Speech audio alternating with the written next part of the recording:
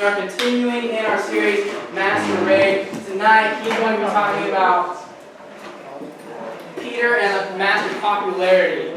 So go ahead and as it comes, say hi, Master Trevor. Hi, Master Trevor. Hey, everyone, put your cards in here too. Yeah, that's a good idea. Put your cards in the bucket. Hey, you're gonna want to keep on hold of your pens. We're gonna do a little exercise. Yeah, a little fun. Hey, there, kind of light, maybe you'll like hear me. Take a sheet of paper, pass it around. Make sure everyone gets a sheet of paper. After you get everything in the bucket. Uno, dos,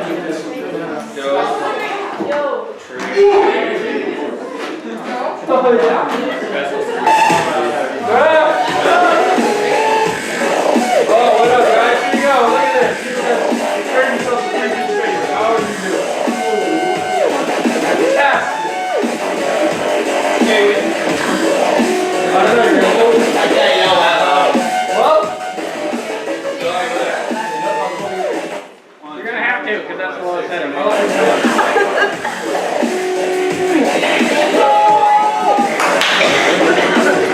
Okay, listen up. Listen. Hey, you're right here so we know what we're doing. So we did this probably about 9 months ago, almost a year ago. It's a little game exercise about identity. We're going to be talking about the mask of identity. That's the thing tonight. We're going to play a game to have identifying with some things. I'm going to throw out 2 things, and you're going to pick what side of the room you are. So this will be one side, or you will be the other side. So please, there will be a lot of chaos. Try to keep the chairs in somewhat order. Do not punch people or hit people or knee people as you're trying to get across. But for instance, first round, what? Hey, you leave yourself in your chair, that's fine. I'm explaining. Come on. So, what's going to happen is I'm going to give you the 2 items. You're going to pick your favorite. Your sheet of paper is so you don't cheat. You're going to write down which one your favorite is first. You can hold it, you hold on to it, it's your sheet of paper. And then I'm going to have you move, okay, to that side. So, for the first one, we all love vegetables, so we're going to do peas over here and carrots over here. So write down your favorite one, even if you don't like either of them, out of the 2 baths, which one would you eat? Okay? Carrots over here. Carrots. Not carrots. Woo! And carrots. Jared, Sawyer, stand, and you move to your favorite side.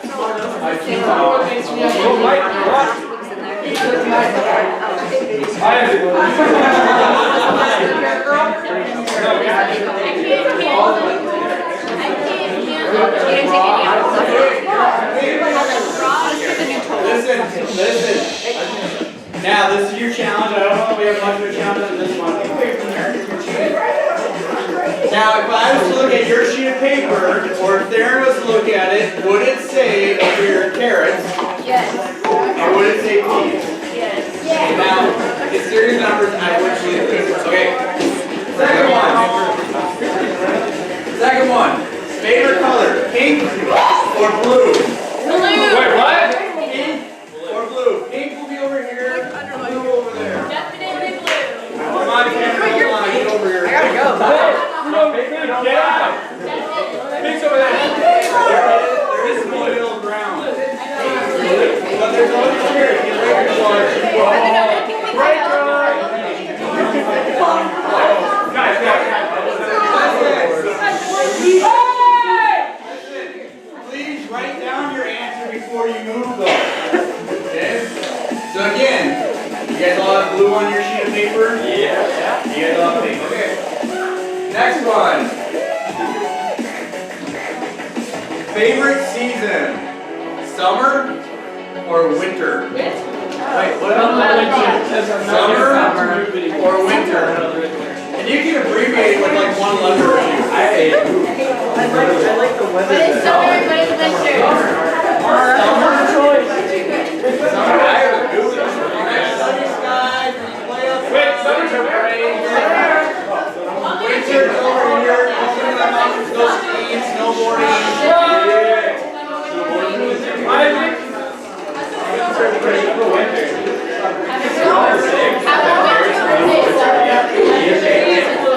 Oh,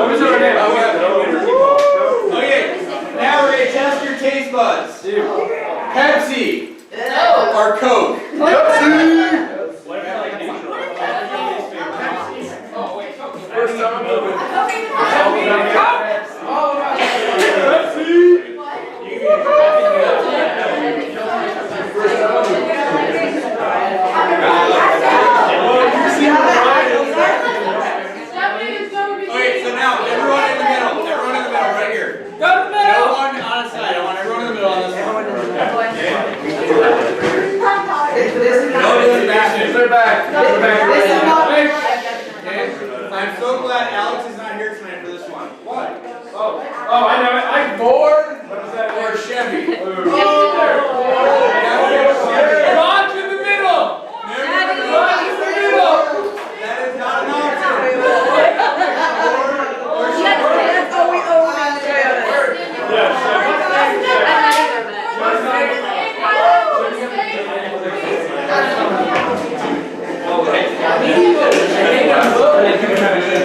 Where's Dodge at though? There is no Dodge. Where are my Chevy fans? Chevy right here. Chevy? It's what you got. Chevy Suburban. Chevy Silverado. All you guys, I am praying for you. You all need Jesus. Okay, one last one. Everyone in the middle. Last one. Last one. Everyone in the middle. Really quick. On that last one, you know what Webster says about Dodge? Webster's dictionary, the definition of Dodge? Get out of the way. To avoid. Literal definition of Dodge is to avoid. Okay, Hey guys, that's the Chevy Suburban drive. They're vans. last one. Seattle Seahawks, San Francisco 49ers. Hey, there. Just go and sit down. I love one. Just sit down. Let's go, Patrick! Let's go! Okay, now you four, get out of here. Yeah, bye. Okay, have a seat. Who's in there? Have a Who's in seat. Have a seat. Yeah, go ahead. Sorry, you lost the phone.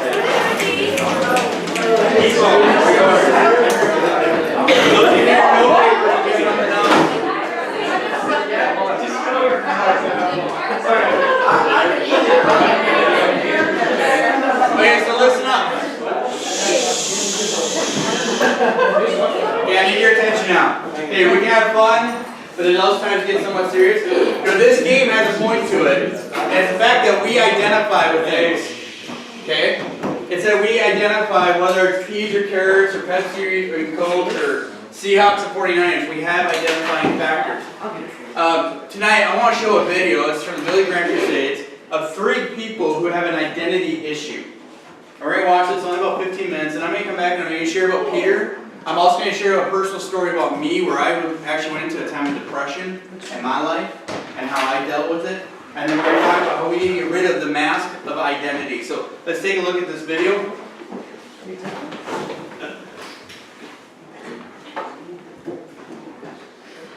Ooh, we need sound. Hold on 1 second.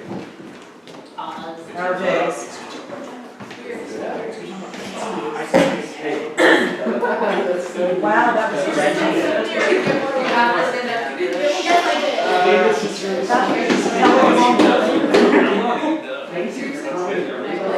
Yeah.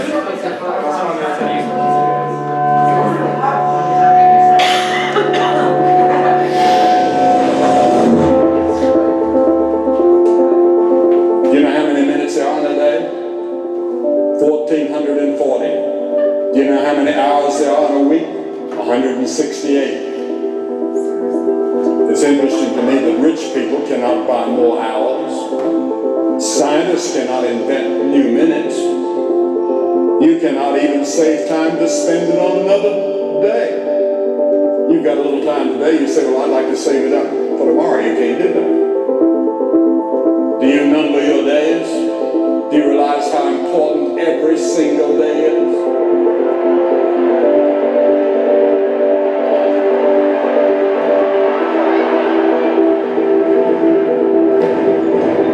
It all comes down to this moment for Super Bowl 42. That day we were the underdogs. It was a game many thought was over before we even played. Unless the Giants can come back here, the undefeated Patriots are poised to make Super Bowl history. I knew I was open, but I wouldn't be open for long. Direct snap to Manning. Back to throw. Barrage. As I look back, it was easy to see I was under duress. Gonna be hit. Gonna be sacked. No, we got out of it. Unbelievable.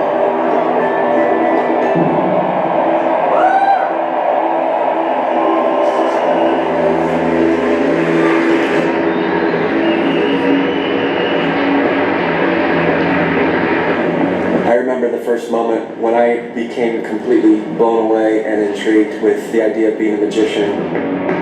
That was the moment that I knew that I could actually be good at this. It is the most fun thing in the world to me.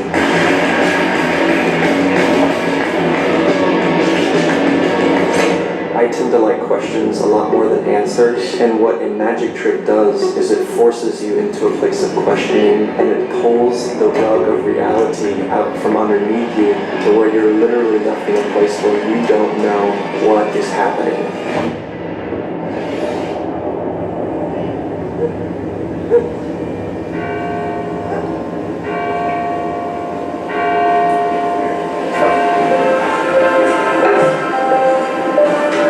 I remember when I was 14 and I recorded my first song.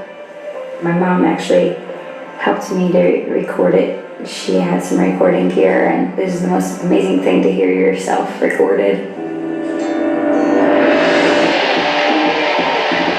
I never thought in my wildest dreams that I would be a musician for a living. I didn't even think that was possible.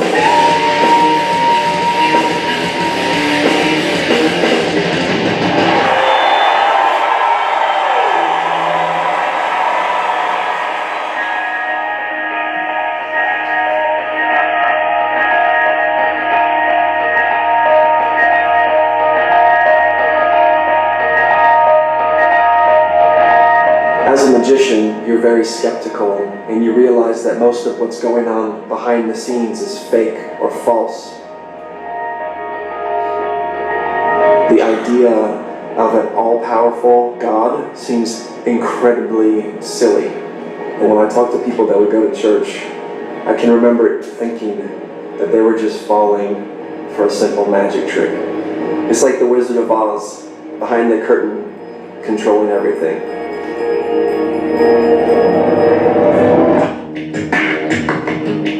I'd grown up understanding how to make people believe something was real when it was really not. I am a master of phoniness. I'm a charlatan by craft.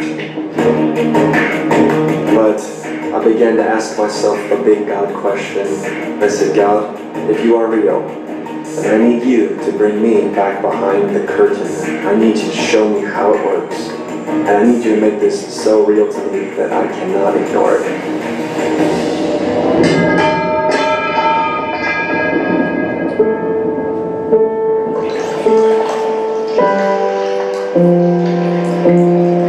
I will never forget the day this man walks into my room and he said, Mr. Monroe, I don't know how to tell you this, but you have cancer.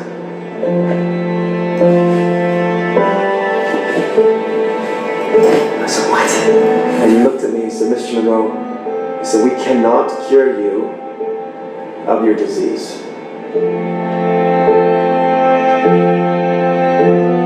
My wife and I we were in a bad place. God, where are you? I guess you aren't that great. I had been married for 5 years. I had just a 3-year-old girl and a 2-year-old little boy, and I needed more time with my family. I needed more time.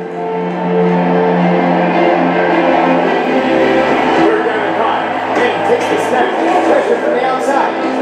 He's looking down good, but they are all over it. And he fires it off.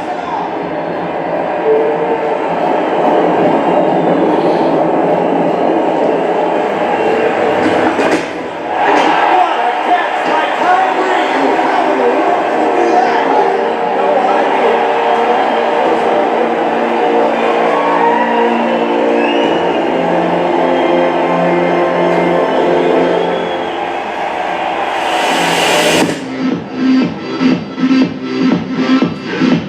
The New York Giants drafted me in the 6th round of the 2003 draft, and it was everything that I was looking for. You know, I had some tremendous challenges through college, getting the field, getting the recognition, and now I felt like, you know, this is finally it. So it was about that glory for me as a rookie, and I just enjoyed every moment of it.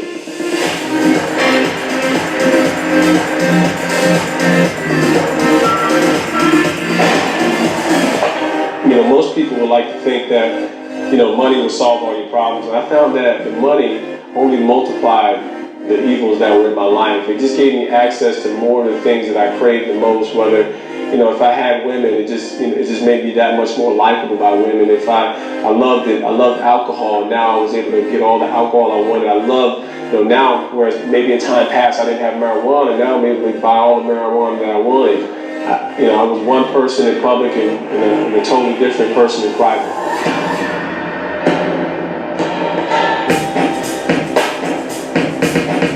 My struggles with alcohol were a lot more than just having a good time and getting wasted and laughing away. I was totally, you know, just inebriated to the point where I couldn't keep my composure. There were times where my blackouts, you know, led me to places where I woke up the next day and naked in the bed and not knowing, you know, what happened the night before. You know, I smoked weed every single day throughout my rookie year, and I began to not just smoke the weed, I began to sell the weed. I'll never forget those sirens in my rearview mirror, the sound and how my heart dropped in that very moment. You know, being asked to get out that car and them searching the car and pulling out that half a pound of marijuana. And it was a deflating moment in my life. For the first time, you know, as I was being pulled into that Fort Lee jail cell, I realized that I was broken.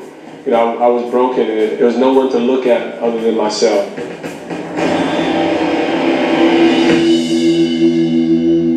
On the outside, you look great, but deep inside, you're searching for something you haven't yet found.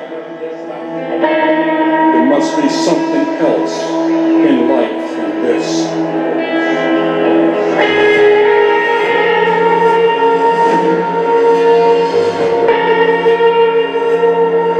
When I was a little girl, we kind of struggled financially.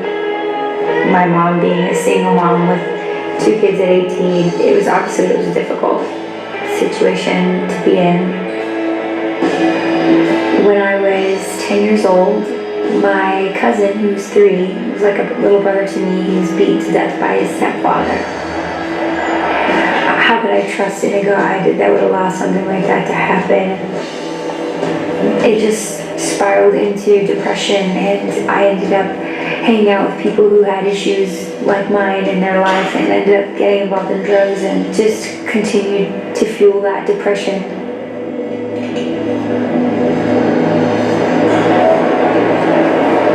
When I was 16, I was very outspoken atheist and really searched a lot of different religions and just felt so empty in everything, whether it was in drugs or sex or even just deep thinking and philosophies. It just seemed to all leave me really empty. And since there wasn't anything in life that satisfied the emptiness, I just didn't want to do life anymore.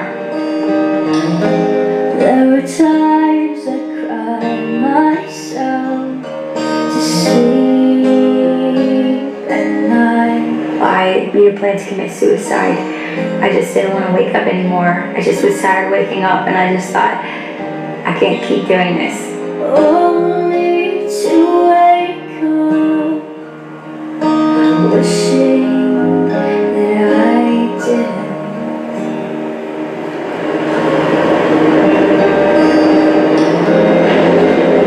The day I planned to commit suicide, I came home from school early and my grandma wasn't supposed to be home. And she just had a way of knowing when something was wrong. And she just looked at me and said, "Something's wrong with you, you're going to church." And that was the last place in the world I wanted to be. I hated Christians, I hated church, and I was like, there's no way I'm gonna go to church. And we got into a crazy screaming match, and I just remember saying, if you'll just shut up, I'll go. And when it's over, then I'll commit suicide.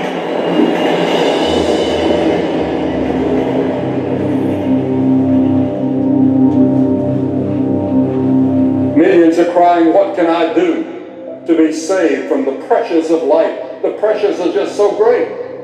We have great technology to save time, but we have less time than ever. The tensions in the home, problems at work, health problems, making ends meet. We want to scream at life. We want to escape from life. Adlai Stevenson once said, it's not the days of your life but the life in your days that count. You have so much time, but for what? The things that are broken in your heart and life can be restored in Christ if you put your faith and your confidence in Him. He died on the cross. He rose from the dead for you. He wants to give you guidance in your life. He wants to give you a peace and joy and assurance that if you died, you'd go to heaven. But first, there must be a change. You must turn around. That's called repentance in the Bible. Repent. Repent.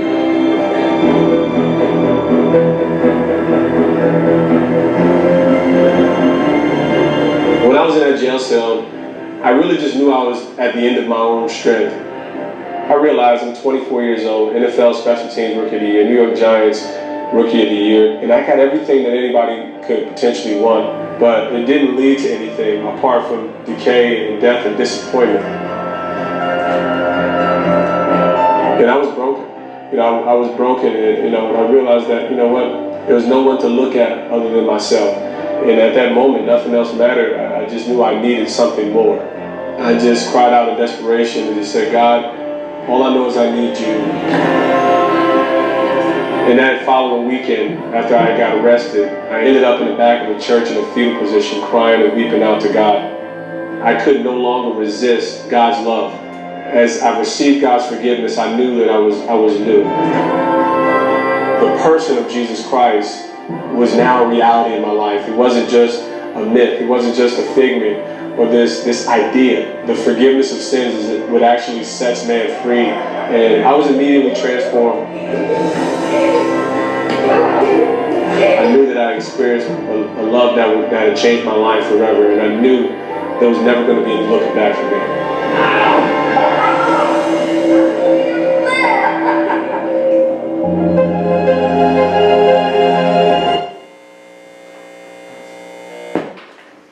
So there is more of that video, and I can definitely show it another time. But I want you to understand that we wear masks all the time. David Tyree, I saw that catch. You can leave those lights off. Just gotta leave those off back there.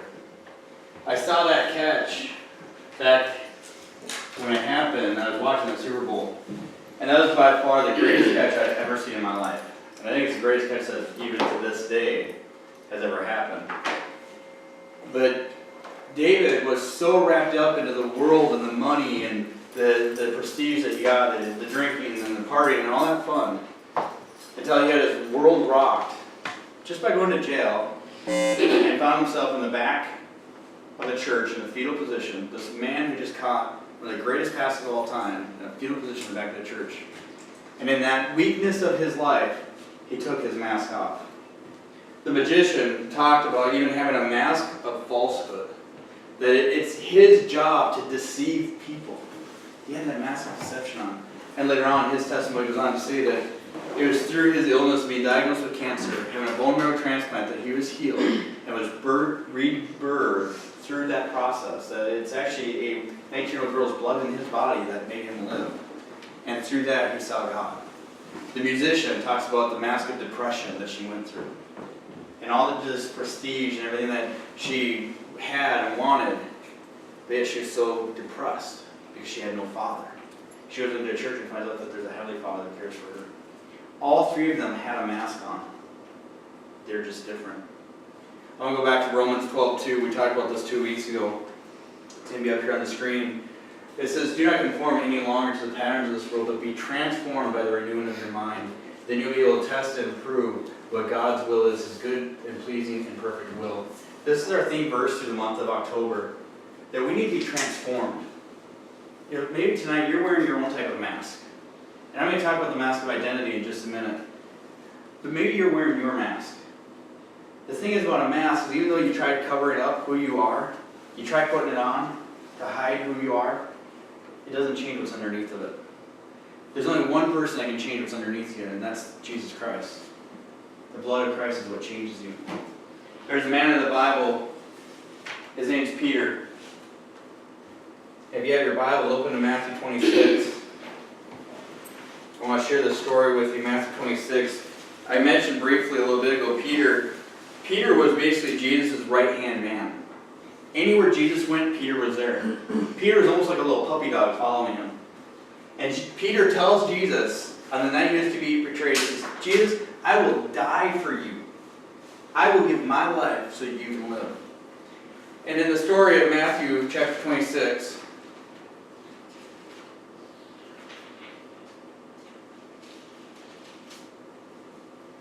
this is during the time when Jesus was arrested. In verse 69, as Jesus is going through his trial, there's kind of a crowd that gathered outside. It says this in verse 69, now Peter was sitting outside the courtyard. Jesus was inside, he was being on trial. And as Peter was sitting outside on the courtyard, a servant girl came up to him. You also were with Jesus of Galilee, she said. But he denied it before them all. I don't know what you're talking about, he said.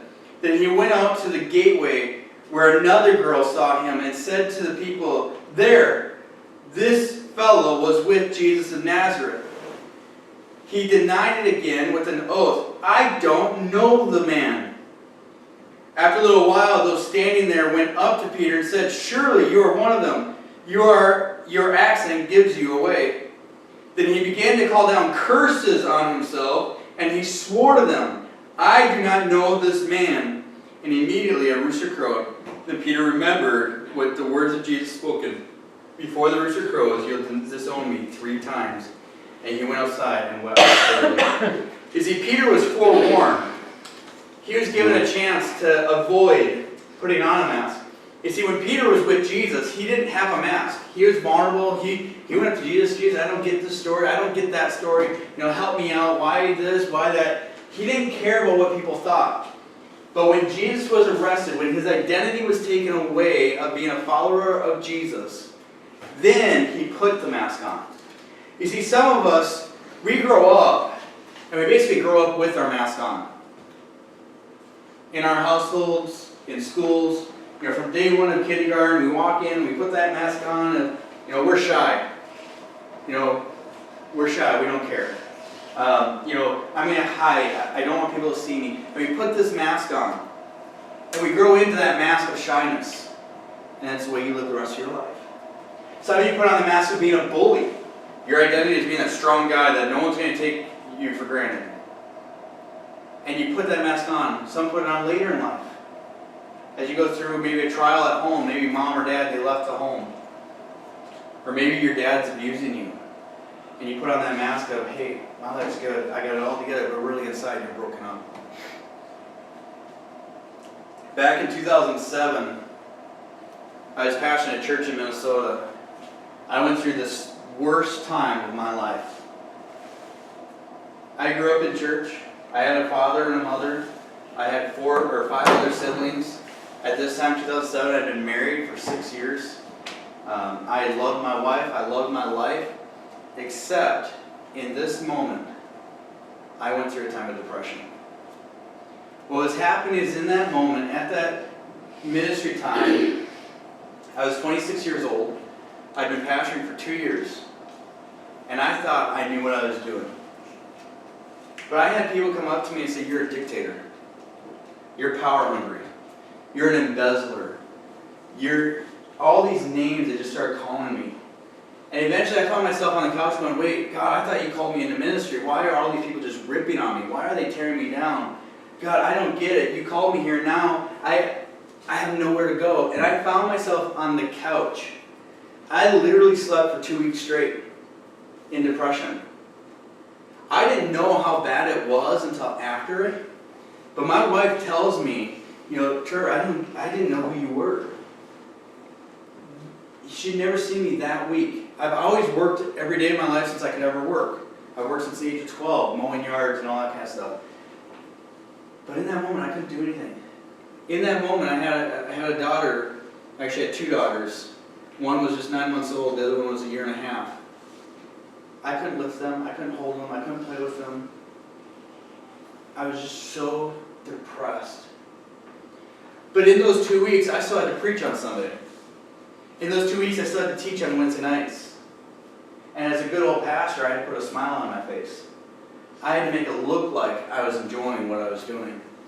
But inside, I was ripped. I was torn. I was just anxious to get out of there. To the point where it came to a boiling point where my board members came up to me and said, either you're going to do these 15 things or we're going to fire you. And in that moment, the next day, I called our district, my leadership, and said, I quit, I'm done. And I was ready to go crawl in a corner and just hide for the rest of my life. See, most of you may not know, I used to be an automotive mechanic, so I was going to go work in an automotive shop. I was going to go hide away from ministry. But the thing is, God calls us to greater things than what we are depressed in or what our masks are on for, the identity that we are facing. See, in that moment, I was in the identity of depression. But God calls us to something greater than just being in depression. He calls us to overcome the depression because He is greater in us. When He's in us, nothing can defeat us. I had to choose to overcome that depression. See, Peter's story talks about how when Jesus was taken away, his identity, the party was over, thousands of people. Keep this in mind. They fed 5,000 people. So there was parties going on when they were with Jesus. Crowds were just in, and he was one of the top 3. So he's up there basically on stage going, okay, you do this, you do this, you do this. He was kind of the director of operations. He was getting all this kind of attention, all this kind of glory. The party's over, the party's gone, and now Peter has a decision to make. Do I stay in my identity of Christ, or do I go into my own identity and deny Christ? And as this little girl came up to him and says, you're one of them, he says, no, I wasn't. And then a crowd comes and says, hey, no, you were. He says, no, I was not. And then another crowd comes over and says, surely you were. Your accent gives you away. And he curses. And he swears to them that he wasn't a follower. In that moment, he failed. See, Jesus even gave him an opportunity ahead of time. He gave him a full warning. Watch out. Did I tell you the truth? Before the rooster crows 3 times the next morning, you're going to deny me. Or before the rooster crows, you're going to deny me 3 times. And sure enough, he did. Within a 24-hour period of time, Peter failed his identity.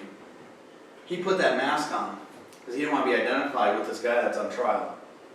And immediately he had this heart of failure that he gave up. Have you guys ever seen the show? It's a new TV show out called Arrow.